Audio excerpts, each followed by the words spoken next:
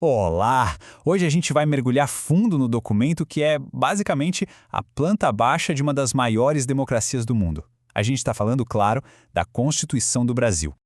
Olha, vamos começar com uma pergunta que parece simples, mas é gigantesca. Como é que se organiza um país do tamanho do Brasil, com mais de 200 milhões de pessoas? Quer dizer, por onde se começa a colocar ordem nisso tudo? Pois é, a resposta para essa pergunta está na Constituição. Ela é o grande manual de instruções, a regra do jogo. É como se fosse o projeto fundamental sobre o qual toda a nação é construída. Certo. Então, para a gente entender bem a regra do jogo de hoje, a gente precisa dar uma olhada no passado. Porque, veja bem, essa não é a primeira Constituição que o Brasil teve. Na verdade, ela é o resultado de uma história bem longa e muitas vezes bastante agitada. A história constitucional do Brasil é, de fato, uma verdadeira gangorra. Foram 7 constituições no total, e a gente vê um movimento claro. Ora um documento imposto, autoritário, que vem de cima para baixo, ora um documento democrático, que nasce da discussão e da vontade do povo.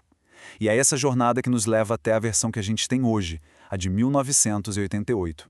Bom, e como toda grande construção, essa planta baixa da nação precisa de uma fundação muito, mas muito sólida.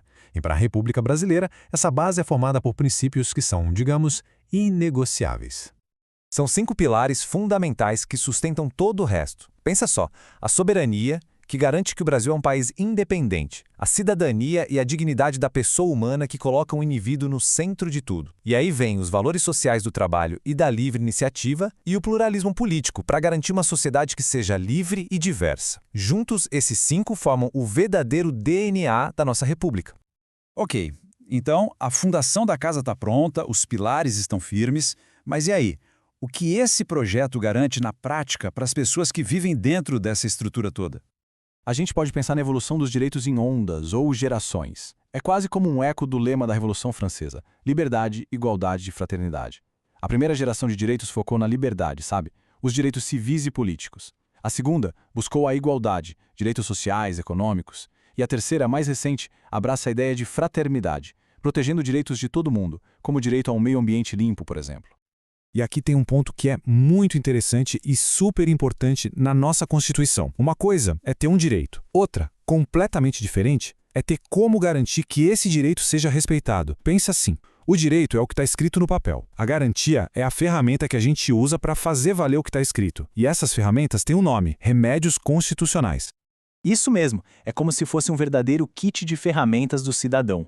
O habeas corpus, por exemplo, protege a nossa liberdade de ir e vir se ela for ameaçada ilegalmente. O habeas data garante o nosso acesso a informações pessoais que o governo tenha sobre a gente. E ainda tem o mandado de segurança e a ação popular, que servem para proteger outros direitos e o que é de todo mundo. Cada um é um escudo, uma proteção específica. Certo, mas como é que o Estado se organiza para fazer tudo isso funcionar, para garantir esses direitos e manter a ordem? A resposta está na arquitetura do que a gente pode chamar de máquina do poder. E a estrutura é aquela clássica, que a gente já ouviu falar, mas que é fundamental. 3 poderes.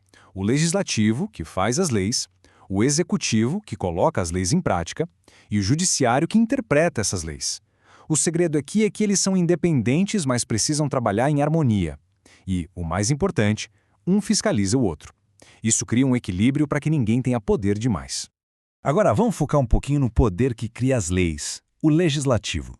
No Brasil, ele é o Congresso Nacional, que é bicameral. Nome complicado, né? Mas só quer dizer que ele é dividido em 2 casas.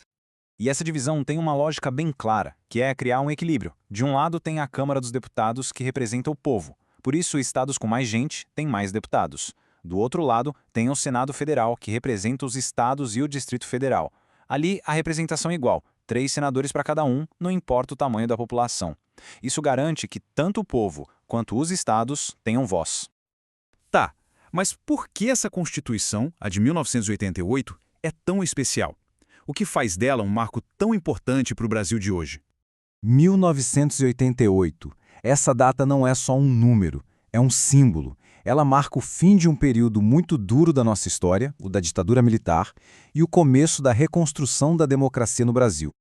E foi justamente por ter sido criada por representantes eleitos pelo povo, e principalmente por colocar o cidadão e seus direitos no centro de tudo, que ela ganhou um apelido que resume perfeitamente seu espírito: Constituição Cidadã. E o mais legal é que ela não foi pensada para ser uma coisa engessada, parada no tempo. Pelo contrário, ela é um projeto vivo. Existem mecanismos como as emendas que permitem que ela seja atualizada, que ela se adapte às mudanças e às novas necessidades da sociedade. E tudo isso nos leva a uma reflexão final, né? Afinal, uma Constituição é só um pedaço de papel, um conjunto de regras, ou ela é uma promessa viva? Uma promessa que uma nação faz a si mesma e ao seu povo? A resposta que a gente dá para essa pergunta no dia a dia é o que de fato define o nosso futuro.